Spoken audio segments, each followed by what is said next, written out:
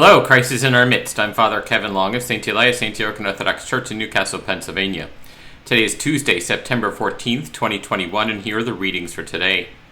The first reading is from St. Paul's first letter to the Corinthians, chapter 1, verses 18 through 24. Brethren, the word of the cross is folly to those who are perishing, but to us who are being saved it is the power of God. For it is written, I will destroy the wisdom of the wise, and the cleverness of the clever I will thwart.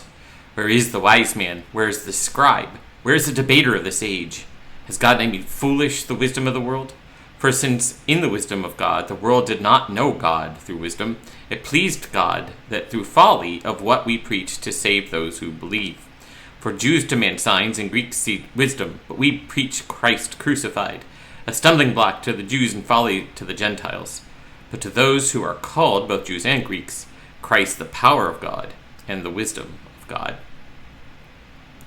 Today's Gospel reading is from the Gospel of St. John, chapter 19, verses 6 through 11, verses 13 through 20, verses 25 through 28, and verse 30.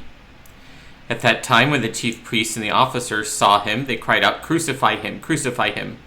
Pilate said to them, Take him yourself and crucify him, for I find no crime in him. The Jews answered him, We have a law, and by that law he ought to die because he has made himself the Son of God. When Pilate heard these words, he was more afraid, and entered the praetorium again, and said to Jesus, Where are you from? But Jesus gave no answer. Pilate therefore said to him, You do not speak to me? Do you not know that I have the power to release you and the power to crucify you? Jesus answered him, You would have no power over me unless it had been given to you from above. Therefore he who delivered me to you has the greater sin. When Pilate heard these words, he brought Jesus out and sat down on the judgment seat at a place called the Pavement, and in Hebrew, Gabbatha.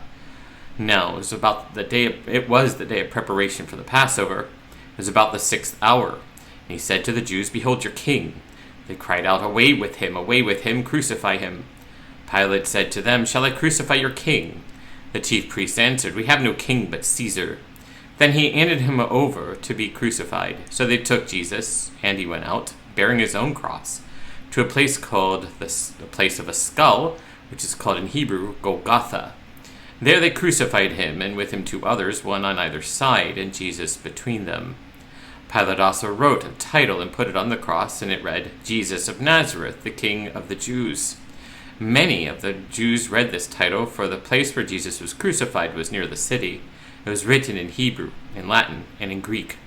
But standing by the cross of Jesus were his mother and his mother's sister, Mary the wife of Clopas, and Mary Magdalene.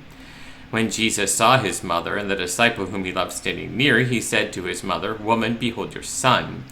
And then he said to the disciple, Behold your mother. And from that hour the disciple took her to his own home. When Jesus had received the vinegar, he said, It is finished. And he bowed his head, and he gave up the spirit. Glory to thee, our God. Glory to thee. So we continue in our reading of the Way of the Ascetics with chapter 14.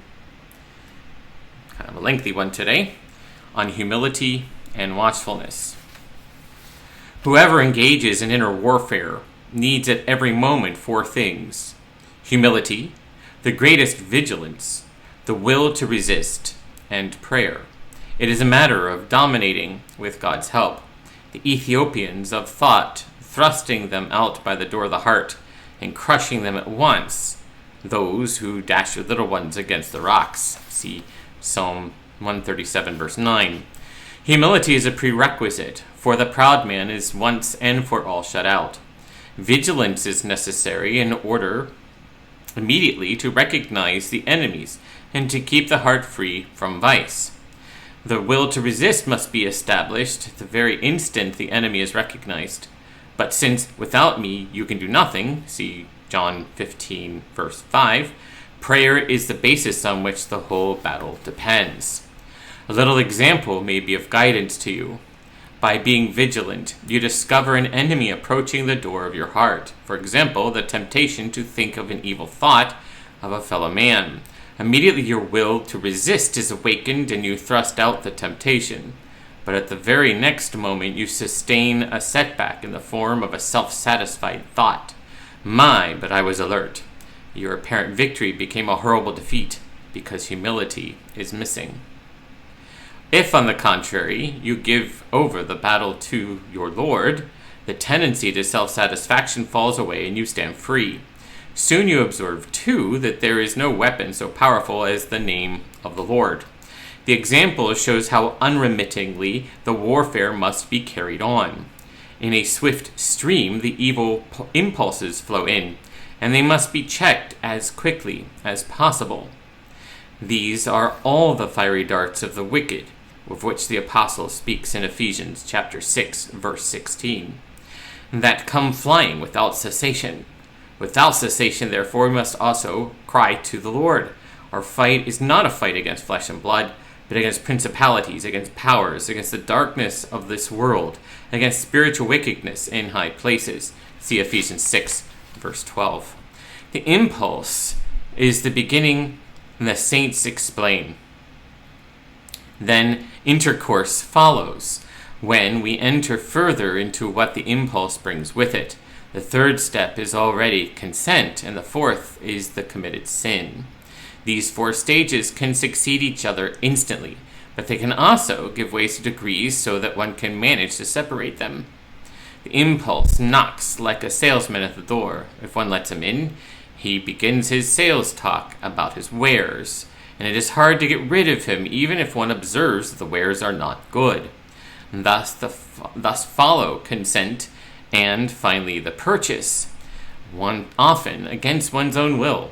One has let himself be led astray, but with evil one has sent. Of impulses, David says, I shall soon destroy all the unholy that are in the land. See Psalm 101, chapter 11. For there shall be no deceitful person that dwells in my house. Verse 10 of the same psalm. And of consent, Moses says, thou shalt make no covenant with them. See Exodus 23, verse 32. The first verse of Psalm 1 also treats the same thing. Say the fathers, blessed is the man that hath not walked in the counsel of the ungodly. It is thus of great importance to speak with his enemies in the gate. See Psalm 127, verse 5. But when the throng at the gate is large, when we know that Satan himself has transformed into an angel of light, see 2 Corinthians chapter 11, verse 14, the Holy Fathers advise us to keep the heart pure from all impulses, feelings, and fantasies, whatever kind they may be. That is to say, it is not within human power to separate evil impulses from good ones. The Lord alone can do that. So we relinquish the matter with confidence to him, well knowing that unless the Lord keep the city, the watchman waketh, but in vain. See Psalm 127, verse 2. It depends on you, nevertheless, to take heed, lest there be a base thought in your heart. See Deuteronomy chapter 15, verse 9. And to see it that your heart, and to see to it that your heart does not become a marketplace, where like and unlike gather in a continual tumult, until you completely lose sight of what is happening. Here thieves and robbers hold their tryst, but never the angel of peace you need, peace, and with it the Lord of peace flees from such a place. Therefore he has told us through his apostle, purify your hearts, and instructed us himself, take ye heed, watch and pray. Purify your hearts comes from James 4:8. Take heed, watch and pray, Mark 13, verse 33. For if he comes and finds our hearts impure and us asleep, he says, I know you not. See Matthew 25, verse 12. But the hour is always here, if not at this moment, then at the next, and if not at the next, then at this. For like the kingdom of heaven, the hour of judgment is always present in our heart. Thus, if the watchman does not watch, neither does the Lord watch. But if the Lord does not watch, the watchman watches in vain. Let us therefore watch at the door of our heart, while never ceasing to call upon the Lord for help. Do not direct your gaze towards the enemy, neither get into a controversy with him whom you cannot easily resist, or possibly resist. With his millennia of experience, he knows the very trick that can render you helpless at once. No, stand in the middle of your heart's field, and keep your gaze upward. Then the heart is protected from all sides at once. The Lord himself sends his angels to guard it both from right and from left and from the rear at the same time. Thus, being interpreted means that if you are beset by a temptation, you should not consider it a matter for examination or reflection or weighing for or against. By so doing, you sully your heart and you waste time. And already it is a victory for the enemy. Instead, without the slightest delay, turn to the Lord and say, Lord, have mercy on me, a sinner. And the sooner you draw your thoughts away from temptation, the sooner help comes. Never be sure of yourself. Never make a good resolution. And never think, oh yes, I'll make it out all right.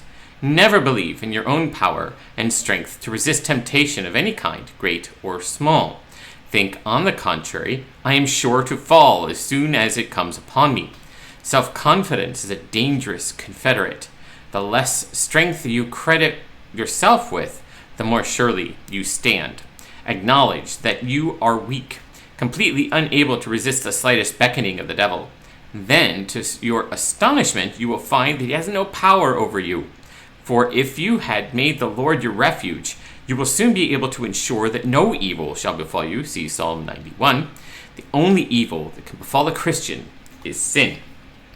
You, if you are remorseful because later you fell anyway, and if you are full of self-reproach and resolutions never to do this again, it is a sure sign that you are on the wrong road. It is your self-reliance that has been wounded. He who does not rely on himself is thankfully amazed that he did not fall lower. He praises God for sending him help in time, for otherwise he would have been lying prostrate. Swiftly, he rises and begins his prayer with a threefold praised be God. A spoiled child lies smarting for a long time when it is fallen. It seeks sympathy and comforting caresses. Do not fuss over yourself, no matter how it hurts. Get up again and resume the battle. He who fights gets wounded. Only angels never fall. But pray God to forgive you, and not again to allow you to be unwary.